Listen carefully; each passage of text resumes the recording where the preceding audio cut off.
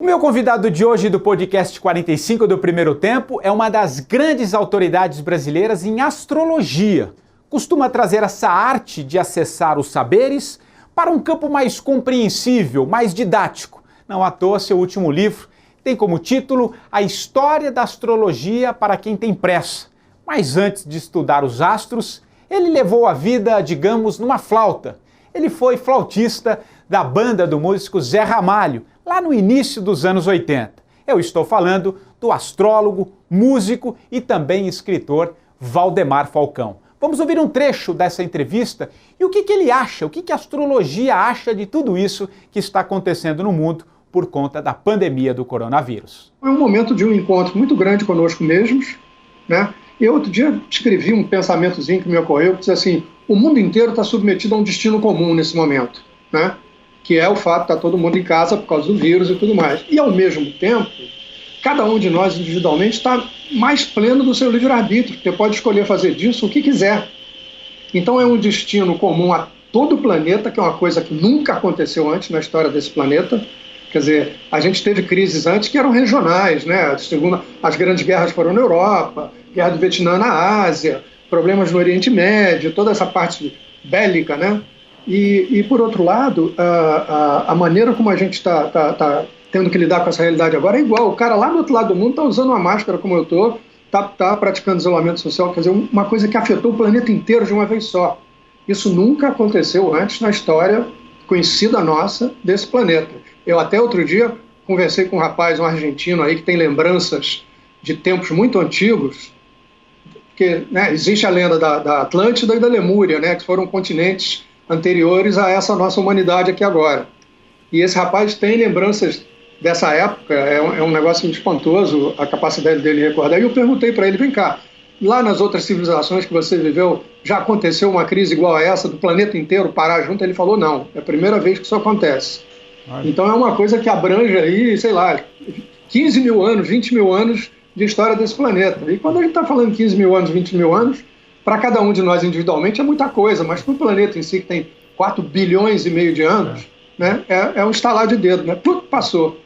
Agora, então, você diria que cada um vai lidar com essas mudanças de uma maneira e coletivamente, para onde a gente vai se caminhando, cara? Para onde... Perfeito, bacana.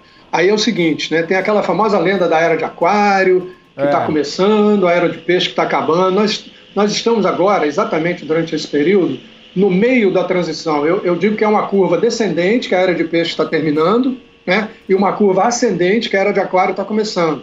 A gente está exatamente, né, nessa região de transição entre uma coisa e outra. Nós estamos com um pé na Era de Peixe, outro pé na Era de Aquário. E isso são eras que duram 2.000 e tantos anos, 2.160 anos, para ser preciso, né? A Era de Peixe se inaugurou com a chegada de Jesus à Terra, né, uma coisa absolutamente marcante para o planeta inteiro, né? Mesmo que o cristianismo não esteja, digamos, não seja a religião majoritária no Oriente, por exemplo, as datas ligadas ao cristianismo são celebradas em todo o planeta. Você tem católicos e cristãos em um monte de lugares, né? Então, a maneira como isso está sendo experimentado, isso aqui é muito interessante, porque eu outro dia, você até disse que viu, eu mencionei, eu fiz uma frase meio brincalhona, dizendo que o que a gente está vendo agora é o estribuchar do velho sistema que está agonizando e está se preparando para morrer, né? E aí não cabe, digamos, nenhum julgamento de valor, o sistema é ruim. Não, o sistema, na astrologia a gente aprende que tudo é cíclico, né, Patrick? Então, tudo tem um começo, um meio e um fim.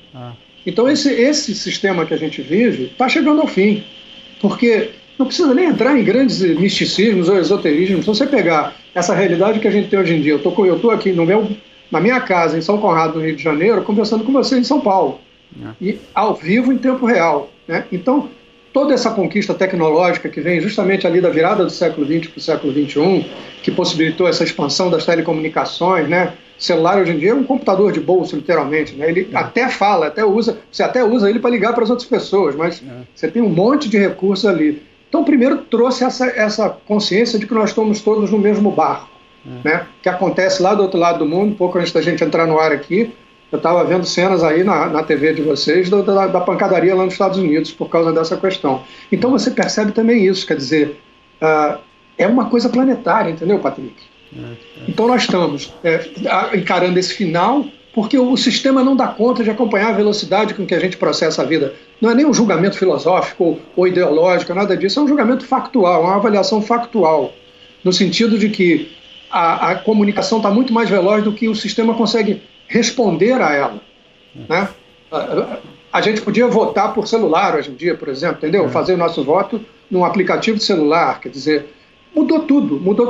Então esse sistema está desmoronando porque ele não consegue acompanhar a velocidade com que a humanidade está progredindo nesse sentido.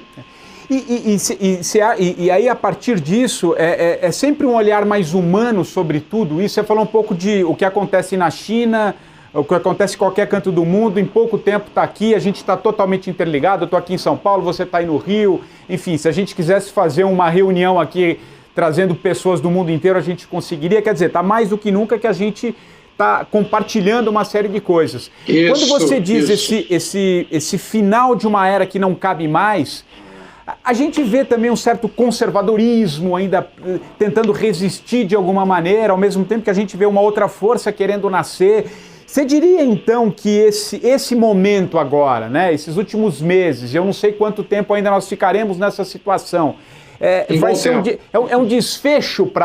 um desfecho disso para um novo nascimento? E quem não acompanhar psiquicamente, como é que vai ser isso, cara? Tenho muita curiosidade de entender, por exemplo, quem não conseguir compreender isso aí, vamos lá, quem não conseguir compreender, o que acontece?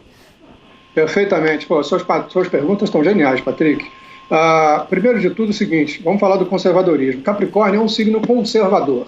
Terra, né, amor? Então, tudo Terra e Saturno, que é um planeta muito rígido, muito sério, muito circunspecto, né? Então, esse recuo para toda uma posição conservadora que está em vários países do mundo, né, hoje em dia, né? Brasil, próprio Estados Unidos, né? Trump é uma figura muito complicada lá, né? A gente tem esse testemunho, né, de vários lugares diferentes, que seria inevitável esse recuo para um movimento mais conservador. É a velha história da polaridade, né, Patrick? Então, no momento que se percebe que a coisa está desmoronando, os conservadores querem justamente conservar aquilo do jeito que está, né? E o pessoal que quer mudança está tentando justamente abrir mais o leque e tudo mais. Então, primeiro de tudo, tem esse elemento que é natural, que era esperado nesse sentido de ser conservador, né? E, de outra ponta, pelo fato da gente estar submetido a essa circunstância comum a todos os habitantes do planeta, é uma coisa inédita, né? Você vê o reflexo disso na natureza, né? Quer dizer, os mares estão limpos, os céus estão limpos. Então, tem um repensar aí muito grande que eu acho que deve ser feito, e que tem alguns pensadores na área da economia que já começam a levantar essa questão, que é o seguinte: esse progresso que a gente busca o tempo todo é uma corrida do PIB, como eu chamo, né? Todo mundo fica ali com a sua bandeirinha, o meu PIB cresceu não sei quanto, o PIB do meu país cresceu não sei quanto, e a gente pergunta, a que preço para o planeta Terra? Então tem muitos economistas que dizem, essa correria pelo PIB, primeiro ela não tem propósito, que é só para ver quem é que chega em primeiro lugar. Meu PIB, eu tive o PIB maior que o seu esse ano e tal, e daí? E o que aconteceu com a Terra durante esse... O que você precisou fazer na Terra de estragá-la, de explorá-la de uma maneira destrutiva para conseguir chegar a esse PIB? Então tem economistas que já dizem, a Terra não dá conta dessa velocidade do progresso, vamos botar entre aspas esse progresso aí, porque é um progresso muito questionável, né? Que é um progresso que implica mais poluição, sabe, mais envenenamento da atmosfera, dos rios, né, derrubada de floresta, um monte de coisas que a gente escuta aí todo dia. Então tem esse sentido de dizer, vem cá, para que serve essa correria? É para dar nesse tipo de coisa, uma pandemia que tem que todo mundo ficar em casa? É esse o preço que a gente tem que pagar? Vale a pena pagar esse preço?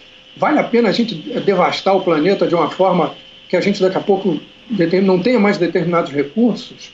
Então, eu acho que essa é uma questão muito importante nesse momento. Você vê, não tem nada a ver com misticismo, com religiosidade, é uma questão de consciência planetária, né, Patrick? Eu acho que o grande diferencial dessa era de aquário, eu explico que é como se fosse a noite virando madrugada e virando amanhecer. Não tem um dia exato que vai começar uma era e acabar outra. Uma vai saindo e outra vai entrando. É que nem a noite que vai clareando e a madrugada vai chegando. Então, a gente está exatamente nessa penumbra entre o final da noite desses últimos tempos e o começo da madrugada dos próximos tempos. E essa consciência coletiva, essa consciência planetária, é uma das grandes características da simbologia aquariana. Quer ouvir a entrevista completa com o astrólogo Valdemar Falcão? Você encontra no site da Jovem Pan ou então na sua plataforma de podcast favorita.